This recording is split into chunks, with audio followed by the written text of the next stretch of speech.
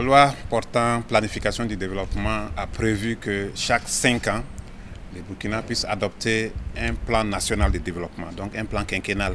Il faut dire que le plan qui est en cours a pris fin le 31 décembre 2025.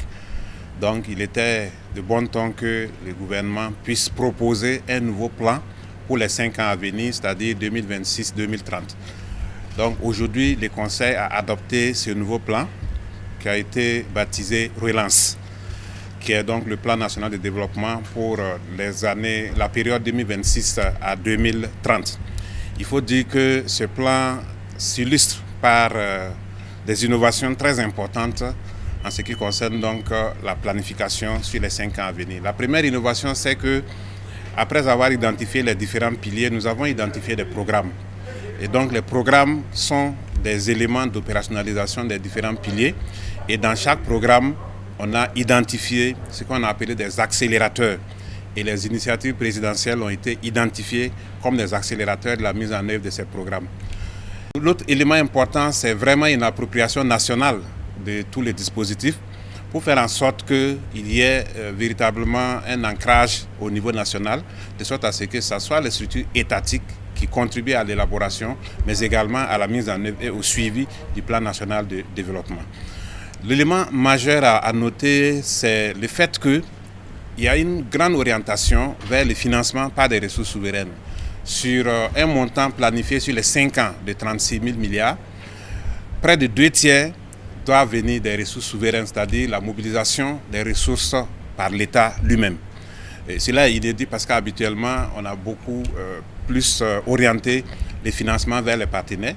C'est vrai que dans le plan actuel, il y a la possibilité pour des partenaires qui veulent bien s'inscrire dans les priorités que nous avons définies à travers les programmes de venir, mais en priorité, c'est d'abord les financements de l'État. Mais il faut également que le secteur privé, comme d'habitude, puisse aussi contribuer au financement de ces plans à travers des projets structurants qui rentrent dans la vision.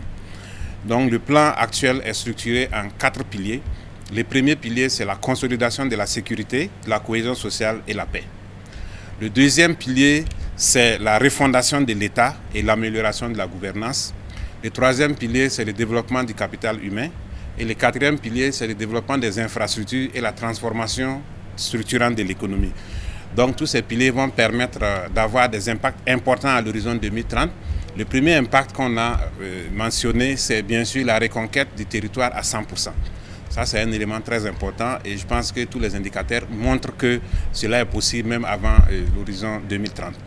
Le deuxième indicateur, c'est la réduction du taux de pauvreté qui doit passer de 42% à 35%. Et le troisième indicateur, c'est l'amélioration de l'espérance de vie qui doit passer de 61 ans à 68 ans. Également, un autre indicateur concerne le taux d'électrification qui doit également passer de 685 MW à plus de 2500 MW à l'horizon 2030, qui va donc donner beaucoup de capacités en termes d'énergie. Donc voilà les grandes lignes de ce plan que nous avons baptisé Relance. Donc sur les 5 années à venir, notre plan national de développement, c'est le plan Relance. Et ce plan doit être un plan dont tous les Burkinabés doivent considérer donc comme leur plan, donc ils doivent s'approprier ce plan. Parce que dans la mise en œuvre, la mobilisation communautaire est très importante. Nous avons une bonne dynamique de mobilisation communautaire. Et aujourd'hui, avec l'adoption de ce plan, tout le monde devrait pouvoir s'y reconnaître et placer toutes les actions que nous allons mener en matière de développement dans le cadre de ce plan. Le plan fera l'objet de revues annuelles. Et cela va permettre donc de mesurer les performances réalisées et voir les ajustements à apporter. Parce que c'est un plan qui doit être totalement en phase avec la révolution progressiste populaire.